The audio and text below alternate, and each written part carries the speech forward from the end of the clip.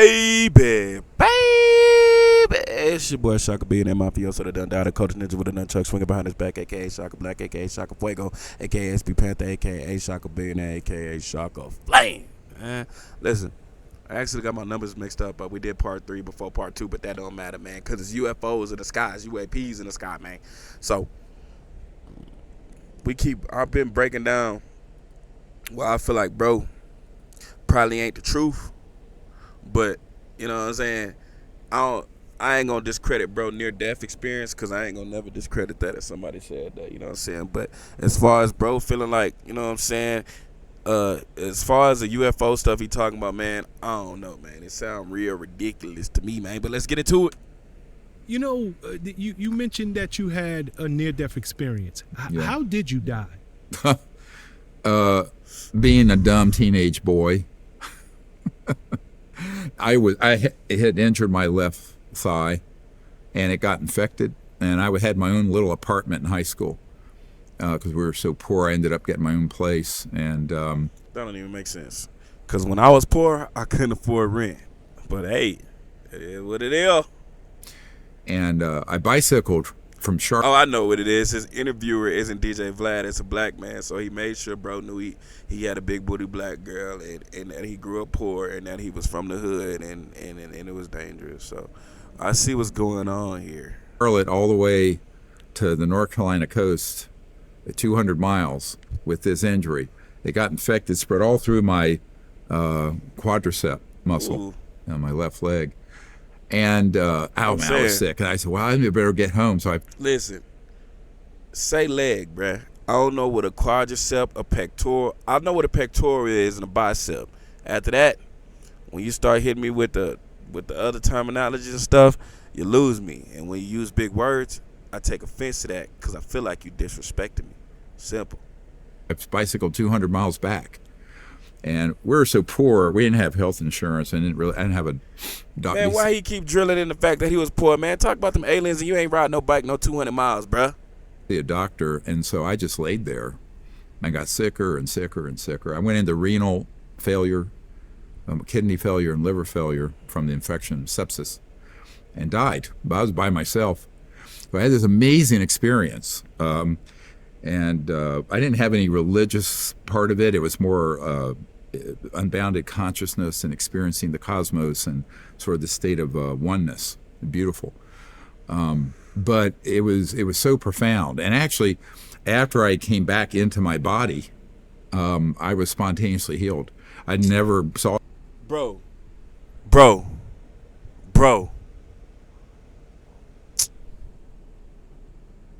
See, this is why I deleted and unsubscribed from Gaia. I don't believe this. I just don't believe this. I think if you want to be serious, that he's here to discredit any credible claims with UFOs with these ridiculous stories, bro. You did not drive a bike 200 miles and die off from an infection within a day, have an outer body experience, and then come back miraculously healed. Unless you really are a reptilian, bro. I mean, can I even say that word on YouTube anymore, bro? This is crazy, man. It's getting ridiculous. A doctor. And my fever broke. I became completely normal the next day, and it was one of these kind of miraculous things. But so I guess it wasn't my time to leave back then. Mm-hmm. That was in the spring of '73. It was 50 years ago. But so that sort of informed a lot of my perspective. It was 50 years ago, but even by today's standard, I would still say that's a lie. I'm sorry. On life, and but also it helped me with some other things, and that is, if you face that, you're not going to be afraid of death. And so I have sort of I call it the spirit warrior mindset, where I'm just not afraid of if I get threatened, or I've been threatened plenty with what I'm doing, because I'm sort of the lead guy trying to move a lot of really big top secret programs to the public fore in a way that's helpful. And there have been a lot of threats and things happen, but it doesn't stop me at all. I mean, it can be concerning, but it's not stopped me. So I think that experience was very good preparatory. If there was some larger plan from some higher power, it was probably gave me all these experiences so that I could stay the course on what my task is here. Back in those days, near-death. Hey, shout out to the interviewer, bro. He just heard that and kept a straight face. It was like, and asked him the next question. Because me, I would have been like, are you kidding me, bro? I'm like, come on, bro. I'm sorry, bro. It's going to be hard to get through 12 parts of this because no way. Experiences, they weren't taken as serious as they're taken today. Many people who had those experiences, they were doubted. They weren't believed. People dismissed their claims of there being something more. But we now know that consciousness, if you will, our conscious doesn't end when our heart stops beating. It doesn't end when our physical life as we know it no longer exists. Anybody who I've ever read about or seen documentaries on, they've never come back the same. They've always come back with a different level of awakening. Would you say, and interestingly enough, most come back with a more, and I don't know if I want to call it religious, but there's a deeper level of belief, if you will. Well, I think it's a deeper level of knowing. So I call it spiritual and conscious as opposed to religion, which connotes organized religion, which are structures of organization. So I think I make a distinction between sort of a universal spirituality and a discipline, which is fine, whether it's this religion or that religion. But I think at the root of all of that, the foundation of it is a spiritual consciousness and knowledge. And it has less to do for me with belief than knowledge, because belief is sort of knowledge of things not yet known. But if you know it and have experienced it, then it's known. And that's why I always tell people, no, I don't believe in UFOs. You believe in the tooth fairy. But if you've seen one, and if you've dealt with classified projects, and you've dealt with the actual phenomenon directly, where you have dispositive knowledge, proof, then it's not belief. It's like, well, do I believe in this camera? So I'm supposed to believe that bro was finna die from an infection after riding a bicycle 200 miles, and then after he passed out and died, he woke up and his broken femur was fixed and he was miraculously healed, and he drove back 200 miles to his 2-bedroom shack, or as an apartment that he got because he was so poor, with his big booty black girlfriend. Got it. Where I'm looking at. Well, I mean, it's not a correct use of the word belief. So I think in this case, I make, as a scientist, I make a distinction between the belief in something, or what your paradigm at belief is, and what the facts are. And the facts on this are, quite frankly, overwhelming to anyone who takes a even cursory look at it. I don't know if I got my timeline right. Did I hear you say 6 months after your near-death experience, you saw the UFO? Yeah. Well, I had one that I saw when I was 8, and then when I was 17 and had the near-death, 6 months after that, I'd turned 18. I was away at college, and I was up in the mountains of North Carolina, and had a major, very close encounter, which was the foundation for our starting close encounters of the 5th kind, which is when humans initiate contact with these civilizations. Okay, stop there for one. Do it right now. I would have been like, go outside, do it right now. 1 second. Is this random? Now that you're in your 60s, do you look back over the course of your life and say, I was chosen? Because most people can go their I entire knew I was life the chosen and have one. no interaction with alien species. They're never going to see a UFO. But within a 10-year span, you saw your first UFO, you had a near-death experience, and you saw your second. Do you believe this was always going to be my destiny? Yeah, probably. Although, you know what, I think it's a misinterpretation of an old phrase. It's called, many are called but few are chosen. I don't think that's true. I think many are called but few choose to answer the call. All right. In other words, you have to see, and you have to step up to that. You have free will. You have to step up to responsibility.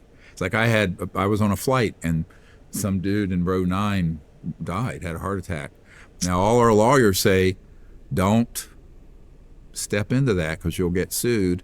If he tell one more crazy story, I'm clicking off. One more far-fetched, super crazy story, I'm going to log off of YouTube. We used to have Good Samaritan laws. Now doctors get sued if they help anyone doing anything on the street. And I said, well, I'm not going to let that man die. So I went back and ran a code blue and defibrillated him, got his heart started back. Now, I'm sorry, guys. So, on the airplane, after you go to TSA with some defibrillators on you, after you go through the metal inspector, of course, he's bringing his defibrillators and his monitor and everything. And so a guy has a heart attack on row 9 right next to him. And he's just like, let me go to the luggage compartment, get some defibrillators, and defibrillate him right here on the airplane. I chose to do that. A lot of doctors would have stayed in their seat, not gotten up because of the risk of being sued, because there's an ambulance chasing the lawyer on every street corner. But, excuse me for saying so. But I told you, I got a lot so I think there are many people have an opportunity and they take a pass. So I think where the rubber meets the road on so much of life is there is a need. Do you choose to answer it and do that or not? Now, it could be that there could be some destiny involved or some pathway, or the Buddhists would call it dharma, your life's work and path. I believe that, but you could also choose not to do it. You could choose to walk the other way. So this is the mystery of the choices we make, but if we're made in the image of a greater being, one of those is having the creative ability to choose or not choose and use our... I'm sorry, bro. I don't know if I can keep going. Because this is absolutely insane. I now think, and this is why hey, shout out to Gaia. I had to unsubscribe and stop paying y'all, bro. Because I was hearing a bunch of stories like this, and it was just too far-fetched to hold any credible basis. He did not have a defibrillator on the plane going to a vacation and found somewhere to power up the defibrillator, if it runs on whatever it runs on a plane, bruh. Because, let's be real, if he could see somebody in row 9, that means he was in the standard class airplane. He did not go all the way to his cabin, unpack his bags, because if he had a bag big enough to carry the defibrillator, it would have been in the luggage, and it wouldn't have been in the top compartment. And he just defibrillated somebody mid-air on the airplane and stopped them from having a heart attack. These people right here, to me, the reason why he's not gone like Jeffrey Epstein or something like that is because he's lying and he's making money on people. That's my honest opinion. If you got a different opinion, let me know. But I can't believe none of this. I'm a grown man, bro. I got the ability of discernment. I can't believe none of this, man. But it's your boy Shaka Billionaire Mafioso, the done died, the coldest ninja with a nunchuck, swinging behind his back, aka Shaka Black, aka SP Panther, aka Shaka Billionaire, aka Shaka Flame, man. And listen, bro, the government came out and said there's UAPs and stuff in the sky, and an alien crashed with non-human biologics and all that stuff. So we know there's something there. But you got people like this that just make it seem too ridiculous for anybody who ain't a little kid to believe, man. 200 miles on a bike, dying, coming back to life, uninjured after you had prior injuries of a broken femur or something like that. And then you had a defibrillator on a plane randomly when somebody just so happened to have a heart attack. I'm just sorry, bro. Y'all say what y'all want to, bro. I ain't going for it, man. Peace.